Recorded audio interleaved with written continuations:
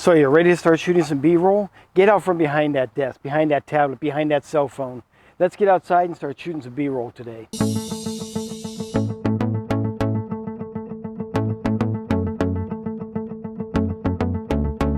B-roll, B-roll, B-roll. How many people out there keep seeing it on YouTube? They're going, oh, you need to shoot some B-roll of this or go get some B-roll of that. And you're going, yeah, but how do I do B-roll? What is B-roll and how do I go ahead and shoot it? Today I'm going to go ahead and show you 4 of the different most popular B-rolls to go ahead and shoot out there. But you got to remember, B-roll can also be done any way you like it. I've seen people stand up on things, getting shots that way. I've seen people laying on the ground. It doesn't matter. But we're going to go ahead and cover 4 of the most basic, first ones you go ahead and learn today. So let's go ahead and get started with them. Today, try to bear with me. We've got hurricane force winds here. We're trying to do this stuff in between the big gusts of winds that are blowing through. But I want to go ahead and show you a quick tip before we get started here. I'm going to be doing this today with the Canon M50, but you can also do this with a cell phone. Just go ahead and get a little pinch on it right there like that, and you can hold it and you can bring it in and do a lot of the exact same things we're going to do with the Canon M50. You can do it with your cell phone. Now, if you also have a little GoPro or something along that line, it's the same thing. Just go ahead and pinch it right there like that, and you can move it around, bring it in and out and stuff, how we're doing the same thing. Now, another quick tip I wanted to go ahead and show you today is if you have a neck strap for your camera, that would be go ahead and good to use that. Because what it does, it gives you 3 points of contact, helps stabilize a little bit. You've got your hand on one side, your neck is pulling on, and your other hand. You want to go ahead and put a little bit of tension on that to keep it there. That'll help stabilize the camera a little bit better. Now also, if your camera has in-body stabilization or your lens has stabilizations, those are better. Turn those on and get them working too. Now if you don't have those, don't worry so much, because in post-editing, you can go ahead and just use the stabilization there and help clean it up a little bit also.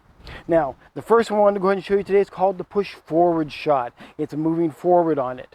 What you want to do is you want to go ahead and aim on your target. I'm going to go ahead and aim onto the storage shed here. Get set up on it, center your target. Go ahead and start your record. And what you want to do right now is called the ninja walk. You're going to go heel toe with the knees slightly bent a little bit. That'll help keep the bounce from going on as when you're walking and stuff there. So you lock on your target, you do it, heel toe, little bit of bend, trying to keep that tension on there, trying to keep the knees just so you don't get that really big bouncing when you're walking. That's the hard part. That's what you got to practice on a lot.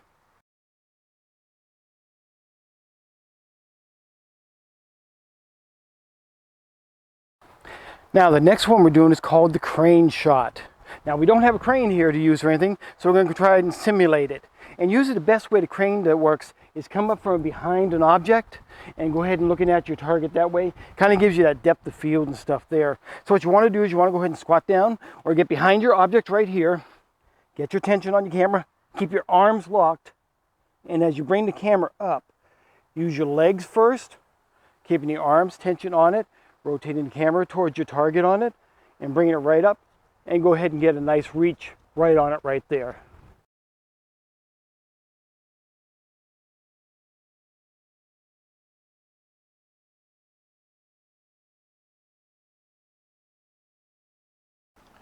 Now the next one I wanted to go ahead and show you is called the fly through. We're actually going through something and you can see it all the way through your shot.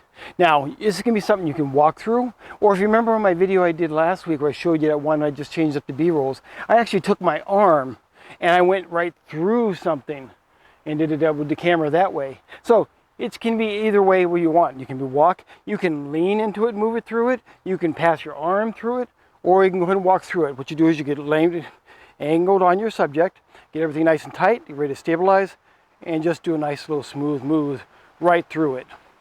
And yes, I can walk a little bit better on that one. It kind of jiggled on the other one over there. I had a little bit of trouble with that one because the ground was a little not level and stuff. This is a little bit harder ground, easier to stabilize. Something to think about when you're doing some of this stuff too.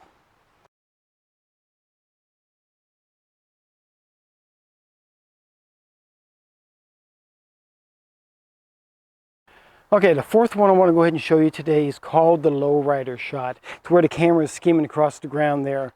Now this little handle here I bought on Amazon for about, I think I paid like somewhere between 10 15 bucks for it, but it comes in really handy definitely for these low shots, coming skimming across the ground, or if you ever see where the camera's following behind somebody's feet or something like that, really good for that. I like it So if I do accidentally hit the ground or something, I'm actually damaging up the bottom of this and not the bottom of my camera. Something to think about. Also, I don't have to squat down as I'm walking behind somebody. Always a good plus. I usually use this, or I usually put the handle on top of it when I do shots like this. So it's a really good one. Your walk is the same. It's the ninja walk where you go heel toe, knees a little bit bent, and you just bring it right along the ground with you. So you come back over here, try to keep the walk the same, squat down, and you just bring the camera, skimming the ground right there, trying to keep it steady as much as you can, and keeping it move right behind. So that is a really good one there. And again, this, I'll put a link in the description for this down below. So if you want to go ahead and get one of these, it can save your camera. It's better dragging this across the ground, across concrete, asphalt or something, than dragging a $1,000 camera across the bottom there. Trust me, it's much better to damage this up. You can go buy a new one. So that was our 4 today. Let's get ready for the next part.